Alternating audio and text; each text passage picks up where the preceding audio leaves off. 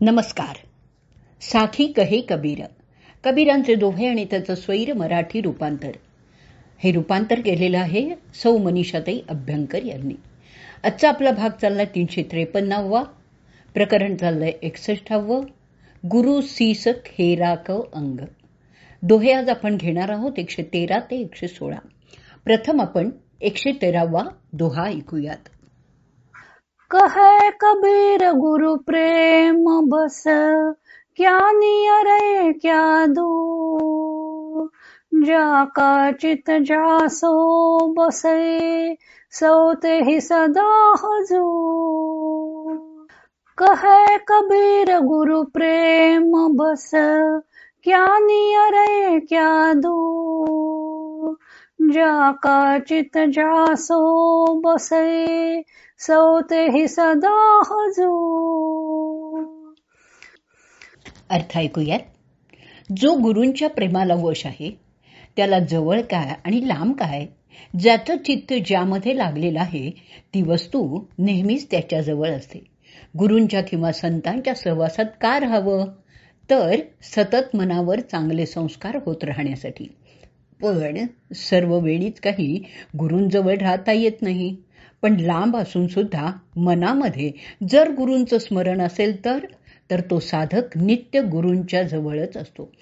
त्याच्या बाबतीत लांब आणि जवळ असण्याचा प्रश्नच येत नाही.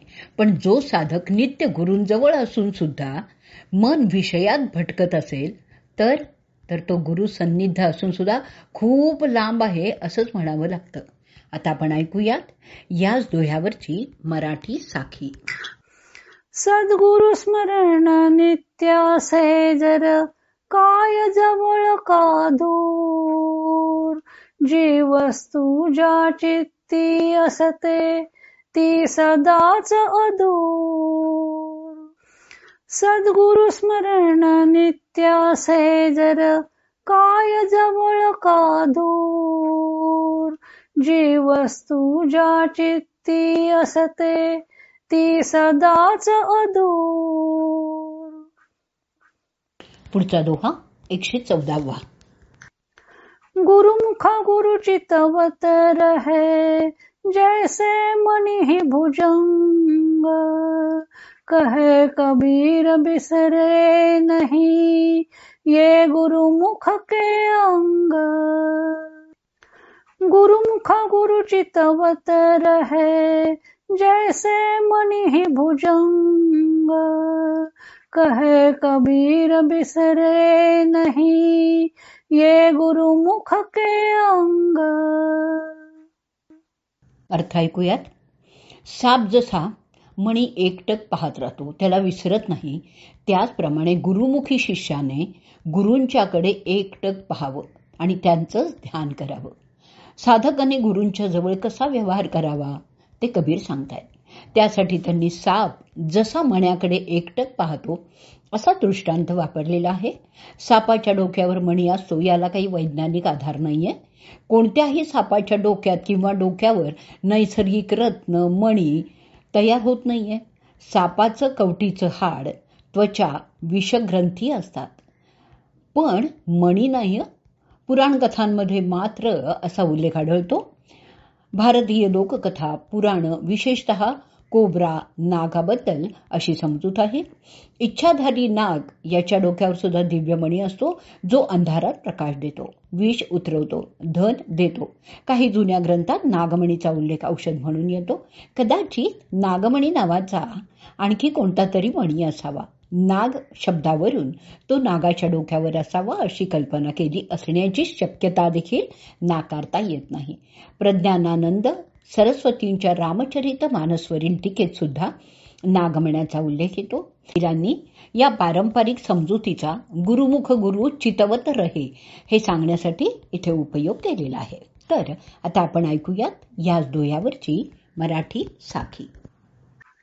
भुजंग पाही मणी एकटक, त्याला विसरत नाही.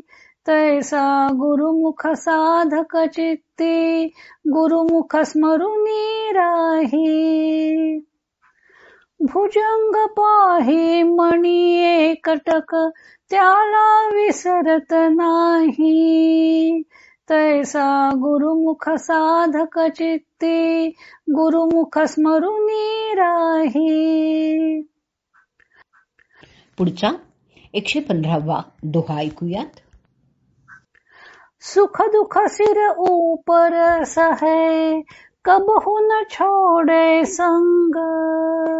रंग न लागे और का व्यापे सतगुरु रंग. सुख दुख सिर ऊपर सहे कबहु न छोड़े संग. रंग न लागे और का व्यापे सतगुरु रंग. अर्थ ऐकूयात. जो सुख किंवा दुःख मनापासून सहन करतो, कधीही गुरूंची संगत सोडत नाही, त्याच्यावर दुसरा रंग चढतच नाही, जगाचा परिणाम होतच नाही, तो गुरु रंगानेच व्यापलेला राहतो. आता शिष्याची अशी कल्पना असते की सद्गुरू केल्यावर आपल्यावर किंवा आपल्याला काही संकट भोगावी लागणार नाहीत, परंतु देह धारण केला आहे तर जे काही भोग असतील ते भोगावेच लागतात. सद्गुरू परिस्थितीत बदल घडवून आणतात, नाहीतर आहे त्या परिस्थितीचा कसा स्वीकार करायचा तेही शिकवतात. तेव्हा गुरूंच्या नेहमी संगतीतच राहावं, त्यामुळे येणारी सुखदुःख समबुद्धीने सहन करण्याची शक्ती येते. आता आपण ऐकूयात या दोह्यावरची मराठी साखी. सुख दुःखे तर येते जाती सोडू नको गुरुसंग. गुरुसंगाने संसाराचा मनी चढेन रंग. सुख दुःखे तर येते जाती सोडू नको गुरुसंग. गुरुसंगाने संसाराचा मनी चढेन रंग. पुढचा दोहा ऐकूयात 116वा. ये सब लक्षण चित धरे अपलक्षण सब त्याग. सावधान समध्यान है गुरु चरणन में लाग. ये सब लक्षण चित धरे अपलक्षण सब त्याग. सावधान समध्यान है गुरु चरणन में लाग. अर्थ ऐकूयात. गुरुमुखी शिष्याची सर्व लक्षणं मनात धरावीत, वाईट लक्षणांचा त्याग करावा, सावधान होऊन गुरुचरणी ध्यान लावावं. कबीरांनी साधकांनी कसं वागावं याची अनेक लक्षणं सांगितली आहेत. उच्च कुळ, धन, ज्ञान वगैरेंमुळे निर्माण होणारा अहंभाव सोडावा. गुरूंना सर्व भावे शरण जावं. गुरूंनी केलेला मंत्रोपदेश सतत जपावा. चांगले गुण अंगी बाणवावेत, दुर्गुणांचा त्याग करावा. अशा विषयी त्यांच्या अनेक साख्या आलेल्याच आहेत. ही सर्व लक्षणं म्हणजे शिष्य लक्षणं अंगी बाणवून साधकाने एकाग्र चित्त होऊनच ध्यान लावावं असा उपदेश त्यांनी या साखीत केलेला आहे. आता आपण ऐकूयात मराठी साखी आणि या साखीबरोबरच आजचा आपला भाग आपण इथे संपवणार आहोत. सर्व लक्षणे मनात धरुनी त्यागी अपलक्षण. सावधान चित्ताने ध्यानी नित आणि गुरुचरण. सर्व लक्षणे मनात धरुनी त्यागी अपलक्षण. सावधान चित्ताने ध्यानी नित आणि गुरुचरण.